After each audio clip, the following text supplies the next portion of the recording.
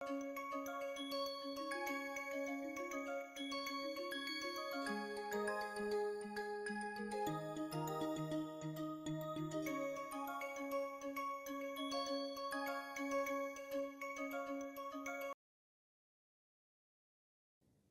everyone. I once again welcome you all to MSP lecture series on interpretive spectroscopy. Today I shall start discussion on mass spectrometry. In my previous lectures, I started with NMR spectroscopy and then switched over to UV visible spectroscopy and then moved on to IR spectroscopy. So these three have some resemblance, whereas the present one which I am going to discuss today, mass spectrometry, is little different from those traditional spectroscopic methods. So why we call it as spectrometry, not spectrometer, and also we shall look into it. And also always you should say mass spectrometry, not spectrometer, as spectroscopy. I would tell you, and you should never even tell wrongly or spell out wrongly about mass as mass spectroscopy. It is not mass spectroscopy, it is mass spectrometry. Let's look into some fundamentals on mass spectrometry, abbreviated as MS. MS spectrometry or mass spectrometry analyzes or examines ions in gas phase that are produced through hard and soft ionization methods. That means we can ionize using hard methods, or we can also do soft ionization methods. Routinely, mass spectrometry is to determine the molecular weight. The sole intention of subjecting a sample, unknown sample, to mass spectrometry is to determine the molecular weight. However, the ion fragments that are generated can effectively use it for structural elucidation. It gives lot of information. The ion fragments, how molecule will fragment out, how it disintegrate. That means how we can reassemble. All this vital information comes apart from giving vital information about the molecular weight. The advantage is mass spectrometry can use any state of matter, and also it can be coupled with chromatographic methods to allow separation of mixtures as well. So this is the main advantage. We can use in gas phase, liquid phase, also in solid phase. But often solid phase we can use it in case of NMR and IR. And solvent we can use. Gas means we have to have a special device, whereas here advantage is no matter in which state the matter is there, we can conveniently use mass spectrometry.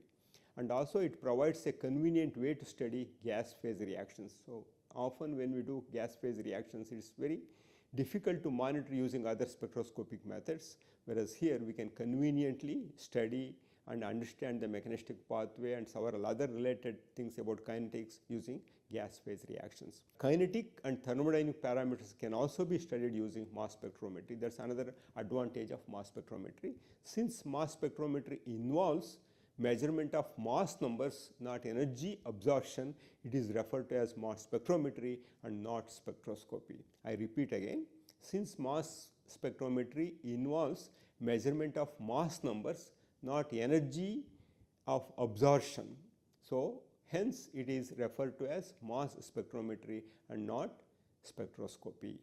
So NMR and IR involve the absorption of energy in the form of appropriate electromagnetic radiation. Just to compare, I have shown this plot here about wavelength.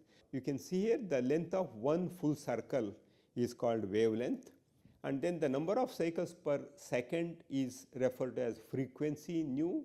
And also we know the relationship of frequency to wavelength. Nu equals c over lambda, and c is velocity of light, 3 into 10 raised to 8 meters per second, or 10 raised to 10 centimeters per second in vacuum. And shorter the wavelength, the higher the frequency and the more energetic the wave is. Lower wavelength means higher frequency. It involves the ionization of compounds. There what happens, the sample identity is retained while measuring and after measuring, whereas in this case it involves the ionization of the compound in order to understand the details about how it ionizes, how fragments are coming out, and what is molecular weight. You have to destroy the sample here, the molecule. So it involves the ionization of the compounds and hence is a destructive method of analysis, and there is no scope whatsoever for the recovery of the sample, whereas in other spectroscopic methods from NMR you can measure, you can recover the solvent, you can recover the sample, and from IR you can recover the sample, and also from UV visible you can always recover the sample. And also we look for such a condition so that sample should not be affected or should not be decomposed or should not be degraded. So these precautions we take in case of spectroscopic methods, whereas in spectrometry we intentionally destroy the molecule in order to know the information that is required from mass spectrometry. That means to get molecular weight and also ionization and fragmentation. So this is a destructive method. So important steps in structural analysis. First of all, the sole intention is to determine the molecular weight, and molecular weight can be accurately determined by mass spectrometry. That's the major advantage. And while determining the molecular formula, MS can provide the molecular formula. It can identify and provide number of atoms in a molecule. Of course, when it gives molecular formula, it also tell you the different type of atoms present in it and also in what number is these atoms present. For example, if you have glucose, yes, C6H12O6. So 6 carbon atoms are there, 12 hydrogen atoms are there, and 6 oxygen atoms are there. So we get molecular weight and also the number of atoms and their numbers. In order to publish new results, especially when you are doing PhD, or when you are doing research and when working in R&D labs, in order to publish new results, elemental analysis data of new compounds is very necessary to prove the purity, and similarly molecular weight and mass spectral data is equally important. So this information can be obtained by obtaining percentage of constituent elements present in the research sample. So that means once we know the molecular weight, we can subject it to element analyzer and we can know the composition of that sample. This is normally obtained by inductively coupled plasma spectroscopy.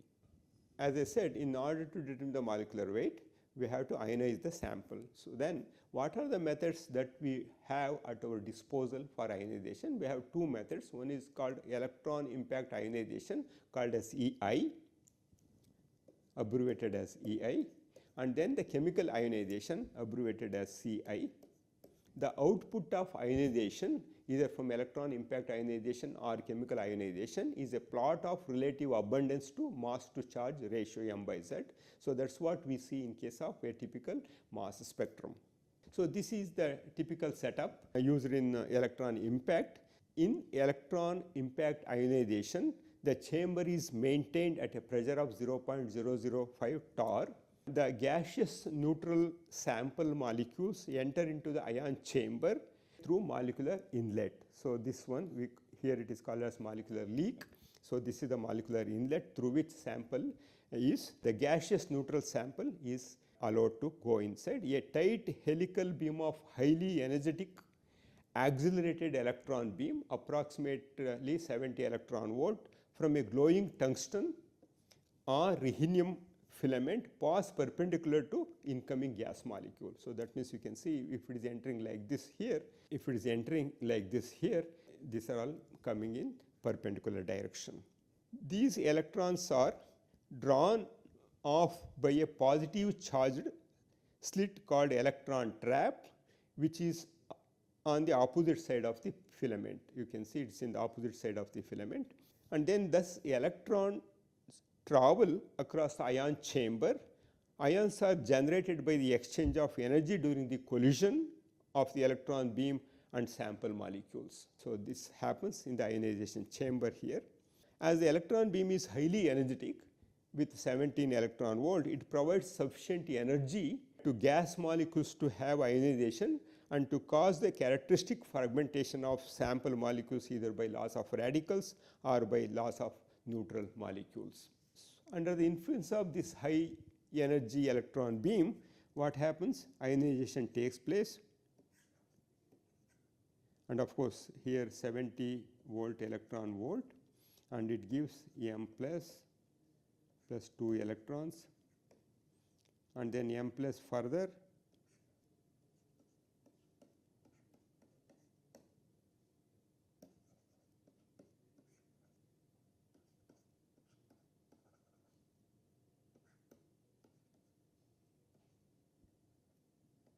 so the positive ions formed in the ion chamber are drawn out by a small electrostatic field between the larger repeller plate, positively charged one, and the first accelerating slit, negatively charged one here. So, a strong electrostatic field between first and second accelerating slits of 400 to 4000 volts accelerates the ions of various masses to their final velocities. The ions emerge from the final focusing slit 0 volts as a collimated ion beam with velocities and kinetic energies follows this one. So, we represent with this expression.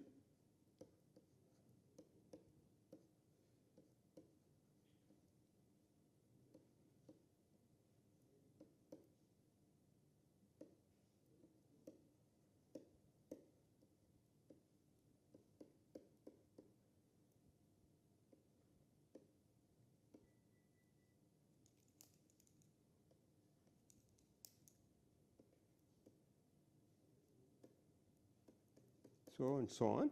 So, here Z is charge of the ion,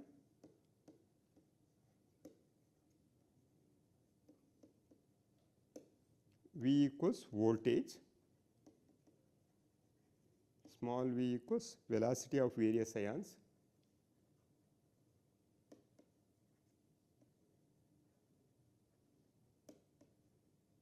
and m equals mass of respective ion.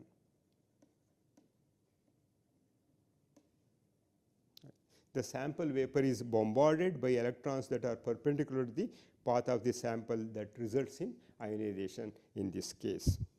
So, that means the advantage with electron impact is it gives reproducible spectra. That is very, very important. No matter how many times you do it, the data set looks identical. The disadvantage is it is limited to samples that are thermally stable with molecular weight less than thousands. For example, if you make some molecules having a molecular weight more than 1000, probably electron impact, you cannot use it. What happens in the chamber here? The initial product is a molecular radical cation. So, for example, we have methanol. It will take an electron to generate CH3O plus cationic radical plus 2 electron comes out. These unstable ions created disintegrate into other species. What are other species? For example, this generated positive radical will disintegrate into CH2OH plus, your mass to charge ratio is 31 plus H radical, and also this can also disintegrate into CH3 plus, here 15, and then OH radical, and also it can disintegrate into CHO plus, where MZ value is 29 plus H2 can come out. So, this kind of tendency to fragment the whole molecule into small fragments is called hard ionization. So, this hard ionization happens invariably in electron impact ionization method. So, now let us consider two examples, one each from an aromatic and another one from non-aromatic cyclic system, to understand to what extent fragmentation happens when they are subjected to electron impact ionization. For example, here in case of aromatic group, we will see only a sample is ionized. In case of non-aromatic, extensive fragmentation occurs here. So, that means extensive fragmentation is observed in case of non-aromatic groups, whereas only aromatic group only it is ionized. Both have molecular weight of 152, and you can see here apart from 152 M plus radical, we have a series of lower fragments, whereas in this case very few are there, it is only ionized. So, this is the major difference we are seeing here between aromatic and non-aromatic compounds. The second method is called chemical ionization. It is more controllable, soft ionization method. Electron impact is a hard ionization method, and whereas chemical ionization is a soft controllable method. Normally gives M plus H cationic peaks that gives molecular weight, produces little fragmentation. So, since it is a soft ionization, it produces very little fragmentation. For chemical ionization, a gas will be introduced into the system which itself ionizes. For example, here we are letting methane gas while analyzing into the ionization chamber, CH4 fragments into CH4 plus, CH3 plus and CH2 plus, and CH4 plus can combine with CH4 to give CH5 plus, CH3 plus, and again various combinations. CH4 plus can combine as well with CH3 plus to give C2H5 plus and H2. So these are all happens in chemical ionization with carrier gas. We call it as a carrier gas. So the different species generated from carrier gas such as methane reacts with molecules to be analyzed as depicted here. For example, M is the unknown sample. This CH4 plus reacts to give MH2 plus and CH4. Proton transfer method process this is called. On the other hand, M can also react with C2H5 plus to generate again MH2 plus, whereas here C2H4 comes. This is also a typical proton transfer process. M can also react with the same C2H5 cation and to generate M cation plus C2H6. So here hydride transfer. So that means these are the possible process that we come across in chemical ionization when we are using a carrier gas such as methane. So proton affinity is an enthalpic quantity that determines the binding strength of H plus to a neutral species. For various proton affinity in kilocalories per mole is given in this table here. H3 plus it is 101 kilocalories per mole. For CH5 plus it is 130 kilocalories per mole, and this for isopropyl plus it is 192, and for ammonium it is 204 kilocalories per mole. So reaction of cationic species with sample is exothermic in nature. We saw from these values the interaction of cationic species with the sample is always proceeds with in exothermic manner. M plus RH plus gives MH plus R. So if you look into enthalpy of reaction, this is PA, proton affinity for MH plus minus proton affinity for RH plus. So this will give you typical. In case of phenyl propyl ketone, this comes around 208 kilocalories per mole. So this indicates this is exothermic in nature. So let us consider few examples such as ionization of phenyl propyl ketone I showed you. So a proton affinity for this is 208 kilocalories per mole that I showed in my previous slide. So how this happens, let us look into this one here. When we look into this phenyl propyl ketone, it interacts with C4H11 cation to generate this cation, and then what we get is isopropane comes out. And in this one, if we try to understand the H involved in it, this is 16 kilocalories per mole here minus, so it is exothermic. And then when we look into the same reaction with the CH5 plus, here also same species we are getting, but here what we get is CH5. It should be CH4 here. So this is exothermic reaction here. The value is minus 78 kilocalories per mole. So this indicates that more exothermic the reaction, the greater the excess of energy and hence greater fragmentation. So more exothermic the reaction, greater the excess of energy and hence greater the fragmentation. So now if you look into this chloride here, isopropyl chloride here, delta H is minus 16 kilocalories per mole, and here what we get is CH5Cl, it is minus 78 kilocalories per mole. Of course, here you can see here this is identified in case of both. So either one can use electron impact ionization method or chemical ionization, but it also depends on what information we are looking into. So that means the utility of electron impact or CI method should be clearly spelled out by knowing what information you want to extract from mass spectral data. So to determine molecular weight, chemical ionization is very ideal because it provides a strong M plus H cationic radical or strong M minus H cation. If more information is required for identification purpose, EI is ideal because it will provide fingerprint, so that can be used for identifying the materials. So if you want much more information other than looking into the molecular weight, EI is electron impact is ideal because the fragmentation is quite rapid and also it provides fingerprint that can be used for identifying the material and also the constituent species present in that. Normally M plus dot is very small and not seen when EI is used. When you are using electron impact, M plus I is very small, or sometimes it may not be seen at all. So usually chemical ionization fragmentation is difficult to predict and rationalize. So if a molecule say Me is protonated to give MXH plus, then two fragments can be anticipated or can be produced EH and M plus if E is a functional group. Since EH is a neutral species, it is not detected and hence it is not seen. So that means any neutral species that is formed is not seen in the spectral graph.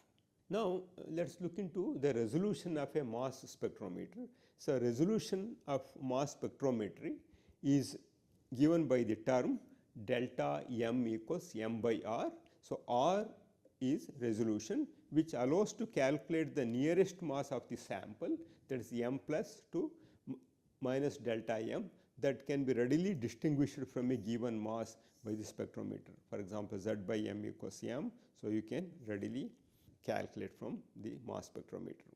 So the resolution of mass spectrometer, to get more insight, let us look into example here. If M equals, say, molecular weight is 2000 and R equals 2000, then delta M equals 1. So M by Z peaks at 119.99 or 2001 can be resolved. This is called unit resolution. If M is, say, 200 and R is 2000, then delta M equals 0.1. Okay, ratio. So now spectrometer will distinguish masses such as 200.1 and 199.9. So using HRMS, high resolution mass spectrometry, higher resolution can also be achieved. Now let us consider a carbon monoxide and nitrogen molecules. So exact mass of CO is 27.9949 and the exact mass of N2 is 28.0062. The difference is 0.0113. So high resolution mass HRMS containing 3 decimal places are quite common and capable of distinguishing close masses isoelectronic species such as CO and N2. CO and N2 are isoelectronic. Even those in HRMS we can distinguish. So resolution can get as low as 6 decimal places. So that means you can resolve with resolution having up to 6 decimal places. So that is the advantage of high resolution mass spectrometer. So let us discuss more information pertinent to mass spectrometry in my next lecture. Until then, have an excellent time. Thank you.